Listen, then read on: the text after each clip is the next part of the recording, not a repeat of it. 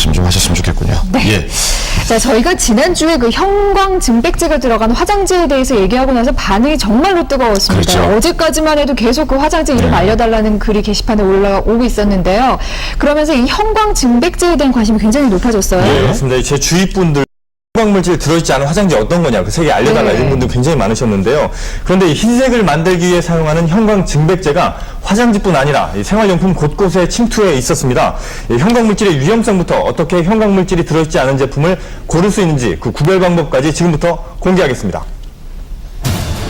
지난주에 했던 화장지의 비밀, 알고 보니 화장지 속 유해물질은 바로 형광 증백제라는데요. 유해 성분 논란의 중심이 된 형광 증백제, 과연 화장지만 문제일까요? 또 있다는 얘기군요. 네, 이 인터넷에서 화제가 됐던 화장지의 유해물질을 자체 실험으로 파헤친 UCC를 시작으로 유해 성분 논란이 시작됐는데요. 실제 제작진이 자외선 램프로 실험한 결과 시중에 판매되는 11개 두루마리 화장지 중 3개 제품만이 형광물질이 검출되지 않았습니다. 방송 후 생방송 오늘 아침 시청자 게시판에 의견이 폭주, 많은 문의와 항의 글들이 올라왔는데요. 많이 놀랬죠. 통하기 전에는 몰랐는데 매스컴에 나오고부터 알게 됐지.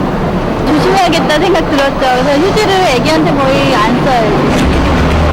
일상생활에서 다양한 용도로 쓰이는 두루마리 화장지뿐 아니라 펄프, 섬유, 합성 수지 등에 함유된 형광 증백제, 유해물질 논란이 되고 있는 형광 증백제. 과연 형광 증백제란 무엇일까요? 형광 증백제는 스위스에서 출원된 어떤 특허 물질이었는데 일종의 어떤 염료입니다.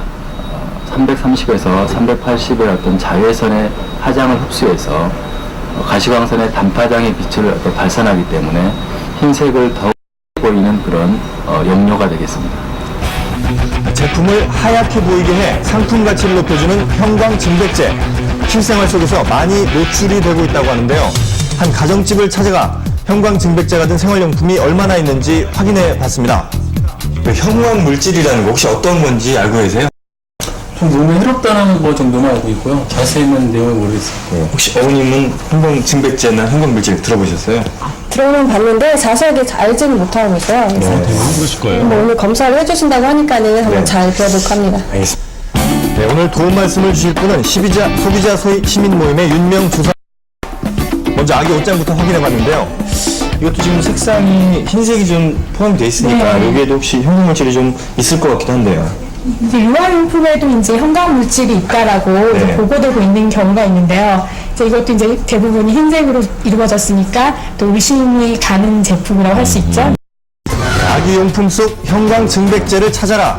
평소 아기가 즐겨 입는 옷과 가제 수건, 그리고 인형과 기저귀를 한 곳에 모았습니다. 제일 먼저 아기 기저귀를 자외선 램프에 비춰봤는데요. 역시 기저귀는 정부의 규제 대상이기 때문에 별다른 반응을 보이지 않았습니다. 예, 기저귀는 무사 통과입니다. 자외선 램프가 켜지자마자 흰색 유인 아기 턱바지와 수건, 의류 등에서 푸른 빛을 확인할 수 있었는데요. 즉 형광물질이 포함됐다는 얘기겠죠. 인형도. 네, 아이가 매일 껴안고 다니는 인형의 흰색 부분도 자외선 램프에 선명하게 푸른 빛을 띄었습니다. 네, 저희가 지금 이렇게 실험을 해봤는데요. 이 정도 아기용품에서 나왔다면 아이한테 좀 어떤 줄 수 있을까요? 네, 이 옷들 같은 경우는 아이들이 인체에 직접적으로 피부에 닿는 입을 또 거고요. 많이 드잖아요. 또 어떤 경우에는 아이들이 이제 입으로 빨기도 하고 그래서 이제 뭐 인체에 더 해로울 수가 있고 직접적으로 피부에 닿기 때문에 피부 알레르기라던가 그다음에 피부염 질환이 의심을 할 수가 있죠. 그 외 형광 증백제가 든 용품을 찾아라. 매일 아침마다 입는 와이셔츠에서도 예외 없이 형광 증백제가 검출됐고요. 또 아기가 보는 동화책도 시험대에 올랐는데요. 동화책은 물론 노트와 A4 용지에서도 형광 증백제를 확인할 수 있었습니다. 생활 곳곳에 형광 물질이 노출이 돼 있다는 얘기겠죠. 네, 저희가 오늘 좀 여러 가지 옷이나 아이들 용품 가지고 좀 실험을 해봤는데요. 굉장히 좀 광범위하게 형광 증백제가 좀 사용되고 있는 것 같거든요. 네, 현재 이제 식품과 관련해서 식품의 용기라든지 이런 부분에서는 관리 규제를 하는 규정이 있지만 지금 생활용품이라든지 아이들 용품에는 그런 규정이 없어요. 그러니까 특히 아이들 위해서 아이들 용품에는 안전관리 기준이 더욱더 빨리 이제 제정이 되어야 될 것으로 보여지고요. 그러면 우리가 생활하는 생활용품에 있어서도 안전관리 기준이 빨리 제정될 수 있도록 해야 되겠습니다. 이렇게 좀 많이 나왔는데 걱정이 좀 되시겠어요?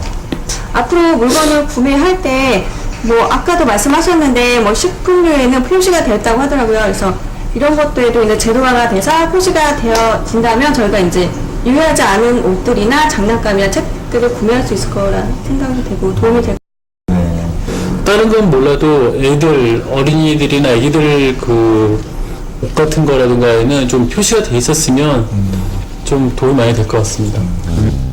네, 여기서 잠깐 형광증백제에 관한 모든 것, 길거리 궁금증. 형광증백제 과연 얼마나 유해할까요? 형광증백제는 안전하다 아니다라는 많은 논란이 있었는데 아직까지도 발암물질 논란이 있고 또 안전하다는 완전한 증거가 아직 있지 않습니다. 그래서 가능하면 형광증백제를 사용하지 않은 제품을 사용하는 것이 소비자로서는 라고 봅니다.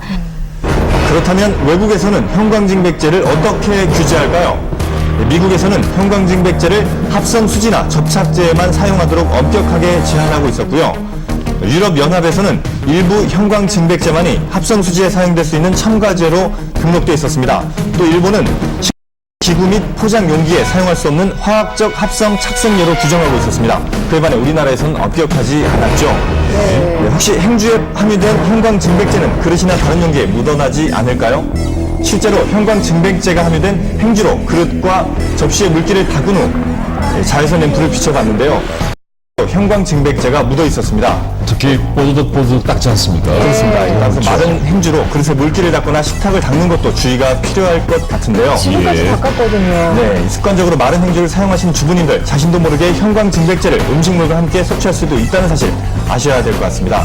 또 합성세제에 함유된 형광증백제가 문제가 되고 있다고 하는데요. 간단한 실험으로 설명해 드리겠습니다. 자외선 램프에 전혀 반응하지 않는 무형광 행주 화면 왼쪽에 있었죠. 형광증백제가 함유된 합성세제로 손빨래를 한 후 여러 차례 물에 헹구고 나서 자외선 램프에 비춰봤습니다.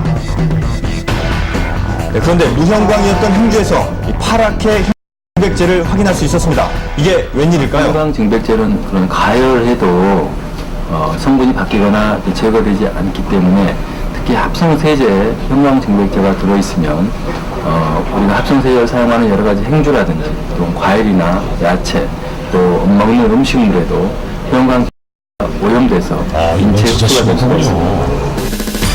유해 논란이 계속되는 형광증백제, 형광물질 제거에 노력 중인 한 주부를 만났습니다. 일찍부터 형광증백제 위험성을 깨달았다는 김남주 주부. 저희 실생활 옆에 정말 가깝게 있는 게 형광증백제고요. 그래서 이제 그 자외선 등이 집에 하나 있는데요. 그걸 비춰가면서 실험을 해가면서 실생활에서 형광증백제를 줄여가고자 노력을 하고 있는 겁니다. 네, 이렇게 흰색 물건이 눈에 띄면 습관적으로 자외선 램프를 이용해 실험을 해본다고 하는데요. 오늘의 실험 대상은 면봉과 화장솜. 네, 보이시죠? 형광물질인 그래요? 면봉. 예, 이젠 안녕입니다. 어머, 저거 어떡해. 제 귀가 반짝반짝거리겠어요. 네, 눈에도 자, 썼는데. 그럼 이제 주목해 주십시오. 이 형광증백제는 가라. 김남주 주부의 형광물질 줄이기 비법을 대공개합니다. 이 첫 번째 비법. 형광물질 논란이 많은 휴지를 멀리하라. 형광 소재의 수건을 사용하는 것도 좋은 방법입니다. 자원도 아낄 수 있겠군요. 네, 또 아이용품을 구입할 땐 건면에서 반드시 무형광 증백제를 확인해 주십시오. 연약한 아이의 건강을 지켜주는 노하우이기도 하겠습니다. 네, 끝으로 힐수록 수상하다니 흰 소재 성분일수록 그 성분 파입니다. 여러분도 생활 속에서 형광 증백제도 줄이고 또 건강한 생활 유지하시길 바라겠습니다. 예. 마음은 하얀 마음이 중요한데 물건에서 쓰는 흰색들 수상한 게 참 많아요. 형광증백제도 그렇고 아까 뭐 말씀드렸지만 외국 경우에는 엄격한데 우리나라는 별로 엄격하지 않다고 그러죠. 반드시 써야 되는 제품이 아니죠. 눈에 보기에 깨끗한 거니까 우리가 소비자 운동에도 펼쳐져서 이거 좀 엄격한 규제가 내려질 수 있도록 운동을 펼쳐야 될 것 같습니다. 집집마다 진짜 자외선 등을 설치해 놓을 수도 없는 그러게 일이고. 말이죠. 예. 근데 화장지의 경우는 네. 어떻게 구별을 해요? 궁금해하는 사람 네, 많거든요. 화장지 같은 경우는요, 이 형광물질 표시가 의무사항이 아닙니다. 그래서 뭐 겉으로 봐서는 잘 알 수가 없는데요. 다만 재활용 여부를 묻는 것은 반드시 표기를 하도록 되어 있거든요. 근데 재활용 화장지인데 하얗게 보인다. 이러면 형광물질이 들어있다고 판단하시면 될 것 같습니다. 네. 예, 뭐 자원 절약 차원에서 재활용 규제를 많이 써야 되는데 굳이 거기까지 하얀색으로 할 필요가 있을까요?